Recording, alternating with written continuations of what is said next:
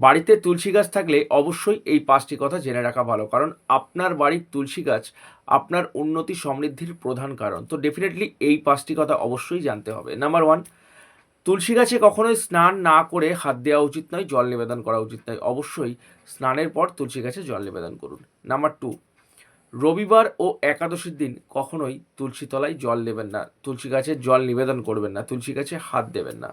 Number 3, প্রতিদিন সন্ধ্যাবেলায় গোধূলি লগ্নে বাড়ির তুলসী তলায় প্রদীপ প্রজ্বলন করুন, এভরিডে করুন, অত্যন্ত শুভ ফল প্রাপ্তি হয়। নাম্বার 4, বৃহস্পতিবার করে তুলসী গাছে দুধ নিবেদন করলে মা লক্ষ্মী অত্যন্ত প্রসন্ন হয় এবং আপনার বাড়িতে সুখ সমৃদ্ধিতে ভরে ওঠে।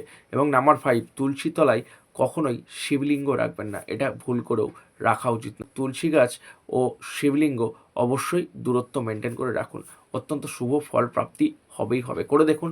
যদি ভিডিওটা ভালো লাগে শেয়ার করুন এবং কমেন্টে জয় মা তারা, জয় মা কালী লিখতে কিন্তু ভুলবেন না।